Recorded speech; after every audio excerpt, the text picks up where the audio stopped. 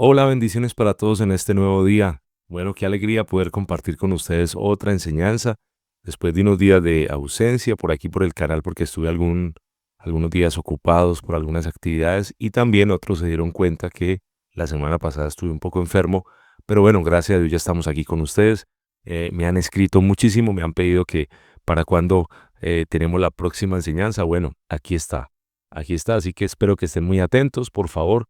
Todos colóquense en el modo estudiante esta hora, no se distraigan, por favor, no sé si de pronto estén allí haciendo otra actividad, deténganse por un momento a estudiar conmigo esta palabra el día de hoy. Amén. Oremos y pidámosle a Dios que entonces que nos enseñe. Padre Celestial, en esta hora te damos gracias por darnos la oportunidad de sentarnos este día a estudiar tu palabra. Queremos pedirte que nos enseñes, queremos pedirte que nos hables y que a través de esta palabra, Señor Jesucristo, traigas bendición a nuestra vida. En tu nombre, Padre Celestial, te lo pedimos en esta hora. Amén y amén.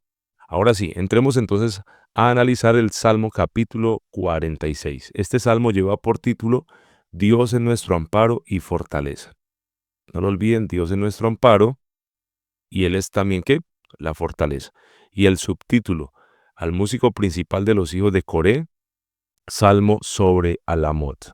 Ya creo que en el 45 estuvimos enseñando un poquito acerca de esto. Este salmo es un canto de confianza, es un canto de victoria en medio de todas las adversidades, en medio de las crisis. Es decir, cuando tú estés atravesando un momento difícil, por favor te invito para que leas este salmo, porque es un salmo que te va a levantar siempre como el vigor, la actitud, el ánimo en medio de la crisis, en medio de la adversidad. Ahora, para ubicarnos dentro del contexto del salmo, se cree que este salmo pudo ser la respuesta a un momento muy difícil que tuvieron ellos que atravesar en el año 701 aproximadamente antes de Cristo. Sus enemigos los habían rodeado, los asirios los habían rodeado en cabeza del general Sennacherib, y ese relato usted lo va a poder encontrar en el segundo libro de Reyes, capítulo 18, versículo 19. También lo encuentra en segundo libro de Crónicas, capítulo 32. Se dice que este general Sennacherib había rodeado la ciudad de Jerusalén esperando la rendición del pueblo. Durante el asedio, el rey Ezequías, que era el rey de turno, ora fervientemente a Dios y Dios le da como esa idea de lo que él tenía que hacer. Y en una sola noche, escuchen esto, en una sola noche, el ángel del Señor mató aproximadamente a 185,000 soldados asirios. Y de esta forma fue que Dios trajo entonces la respuesta para el rey Ezequías. Ahora, algo bien interesante de ese relato es que Ezequías, a este rey se le ocurre una idea brillante, una idea de construir un túnel para llevar el agua del estanque de Gijón por en medio de la ciudad, para que no les faltase el agua en medio de la crisis que estaban viviendo. Cuando un ejército rodeaba una ciudad, solo tenían que esperar a que se les acabara el agua y luego se iban a rendir. De esa manera ellos iban a lograr que los enemigos se dieran por vencidos, pero ese no fue el caso del rey Ezequías y del pueblo. ¿En qué parte de la Biblia podemos encontrar esa historia? En el segundo libro de Crónicas, ya lo había mencionado por acá, capítulo 32, versículo número 30. Ahí ustedes van a encontrar. Y lo más impresionante de todo es que ese túnel que construyó el rey Ezequías hasta el día de hoy todavía existe en la ciudad de Jerusalén, y ustedes pueden encontrar las referencias aquí mismo también en YouTube. Ahora sí vamos a entrar entonces a analizar la estructura del Salmo número 46. He dividido esto en 3 estrofas y voy por aquí a utilizar mi marcador como es de costumbre. Por favor, consigas en uno de estos un marcador o un resaltador en gel, no lo olviden, tiene que ser en gel para que cuando ustedes marquen las hojitas de la Biblia no les vaya a pasar al otro lado y no vayan a terminar dañándola. Entonces, la primera estrofa vamos a utilizarla desde el versículo número 1 hasta el versículo número 3. Esa va a ser nuestra primera estrofa y tiene un propósito. En esa estrofa se va a hablar acerca de la protección de Dios en medio de ese caos y en medio de esa aflicción. De esto va a hablar la primera estrofa, perdón. La segunda estrofa va del versículo número 4 al versículo número 7. Y en esta segunda estrofa se nos va a hablar acerca de la seguridad divina mientras las demás naciones se están desmoronando, se están acabando. Y la última estrofa va del versículo número 8, que está por acá abajo, que ahora les voy a mostrar, hasta el versículo número 11, que sería el último. Esa sería la última estrofa, la tercera estrofa. Y esa tercera estrofa nos va a hablar de la fortaleza que Dios nos da cuando todo parece como que se mueve, como que tiembla, como que la tierra está temblando, como que las naciones se agitan. Entonces vamos a encontrar siempre fortaleza de parte de Dios en medio de esas situaciones.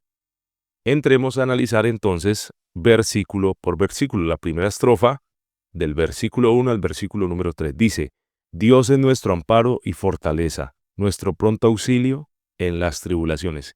Qué bonito esa primera parte del texto. Dios es nuestro amparo y fortaleza. El Salmo va a recordarnos, empieza recordándonos que en medio del caos, no lo olviden por favor, en medio del caos, Dios sigue siendo nuestro lugar seguro.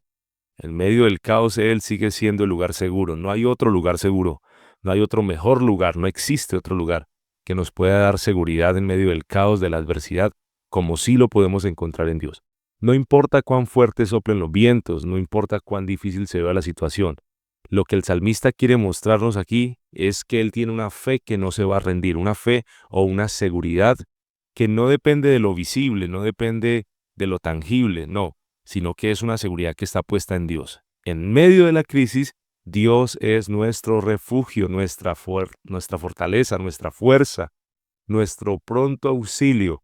Recordemos que ellos se veían rodeados de los enemigos y no había ninguna esperanza del tipo militar, ¿sí? Como para defenderse de ellos.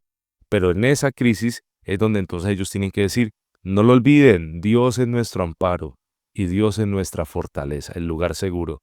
Nuestro pronto auxilio no se demora en auxiliarnos en las tribulaciones. No es que Dios esté feliz y contento viendo cómo sufres. No es que Dios esté riendo al ver el sufrimiento de la humanidad. No, eso no es así. Él es el pronto auxilio en la tribulación. Amén. Este pronto auxilio viene de una palabra hebrea que es Esra. Aquí el pronto auxilio es el Esra, que significa el ayudador o el que protege o el que rodea. Es la misma palabra que se va a usar para definir a la ayuda idónea que Dios le puso a Adán, es decir, a cada una de ustedes, mis queridas damas que me están viendo el día de hoy. Su trabajo, según la Biblia, según este texto, es el de proteger, rodear y cuidar. No olvide de eso, proteger, rodear y cuidar. Es muy bonito que se pueda asumir ese rol. Las mujeres tienen la capacidad de proteger, las mujeres tienen la capacidad de rodear a los suyos y de cuidar también de ellos. Amén. Ahora sí, versículo número 2. Por tanto no temeremos aunque la tierra sea removida y se traspasen los montes al corazón del mar. Por tanto no temeremos. Si Él es el lugar seguro, si Él es el lugar de refugio, ¿por qué hemos de temer? No hay que tener miedo, ¿no? No vamos a tener temor, no nos vamos a amedrentar. Aunque la misma tierra sufra cambios, aunque la misma tierra tiemble, aunque pase lo que pase, no vamos a temer, porque Él sigue sosteniendo y guardando nuestra vida. Esa es una promesa que ojalá todos en esta hora la podamos aprender y nos podamos atesorar nos podamos quedar con ella, atesorarla en el corazón. Aunque la tierra sea removida, aunque se mueva estos cimientos, aunque pase lo que pase, hablar de lo que se mueve puede ser también de lo inestable. Por ejemplo, la pérdida de un empleo, la pérdida de un familiar, la pérdida de la salud, la pérdida de la economía, el matrimonio se viene a pique, la seguridad que teníamos en ciertas cosas ya no está. De eso es que está hablando aquí. No vamos a temer aunque esta tierra sea removida, aunque nuestra seguridad, nuestro lugar seguro, aparentemente, entre comillas, se mueva y se traspasen los montes al corazón del mar. Aquí va a usar de alguna forma como un lenguaje muy alegórico, ¿no? Para mostrar algo allí. Versículo número 3. Aunque bramen y se turben sus aguas y tiemblen los montes a causa de su braveza. Aunque rujan los mares y se agiten sus olas. Le voy a hacer una pregunta en esta hora. ¿Alguna vez usted ha visto el mar furioso?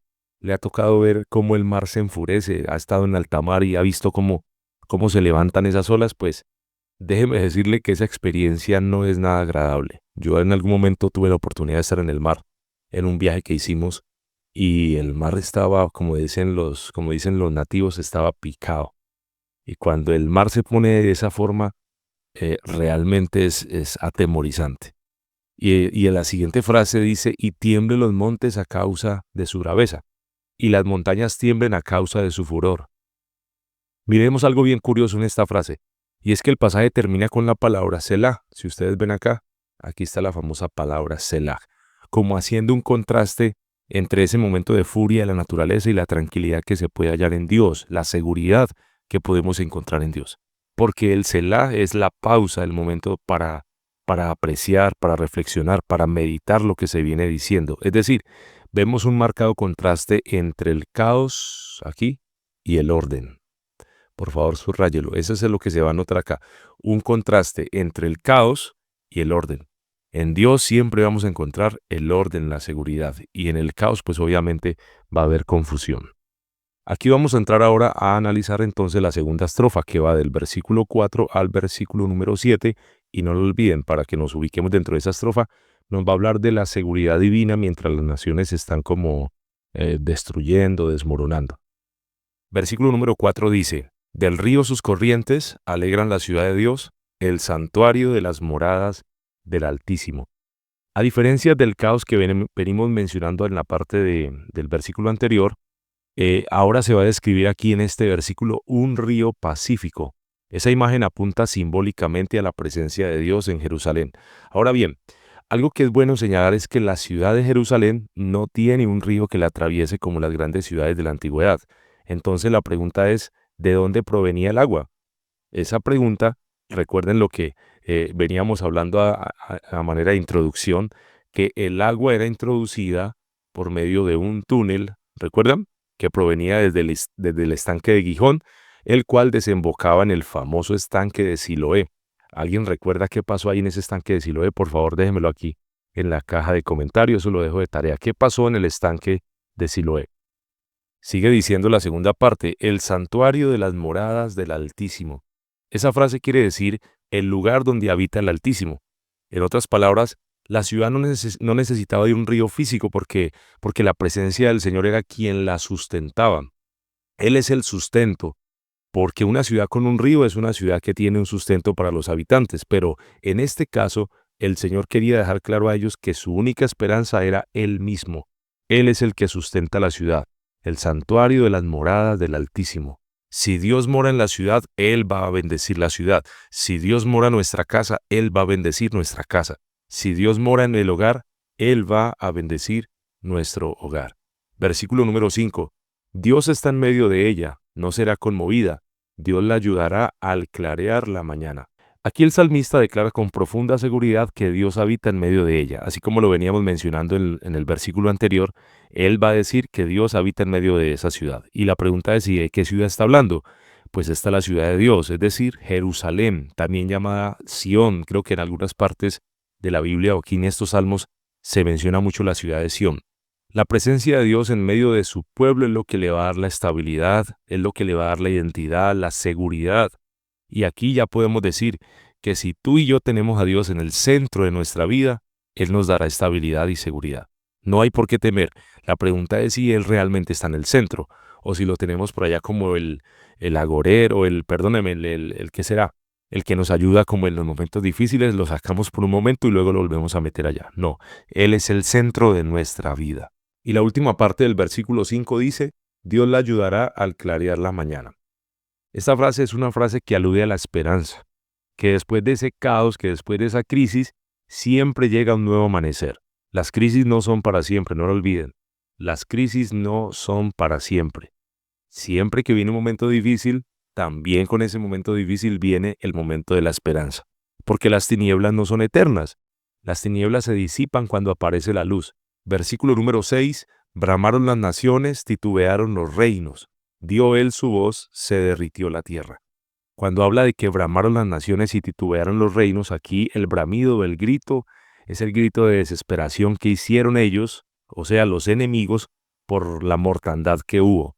Cuando vieron esa cantidad de muertos allí, entonces comenzaron a gritar y a gemir, y eso los hace desistir del plan de atacar la ciudad. Eso es lo que ocurre con una nación cuando se olvida de Dios. Cuando alguien se olvida completamente de Dios, no le queda sino que bramar, entrar en un estado de conmoción, en un estado de dificultad y hasta llorar. porque se han olvidado de Dios. Y la siguiente parte dice, dio él su voz, se derritió la tierra. Al levantar él la voz, la tierra se derrite. Cuando él habla, la tierra tiembla.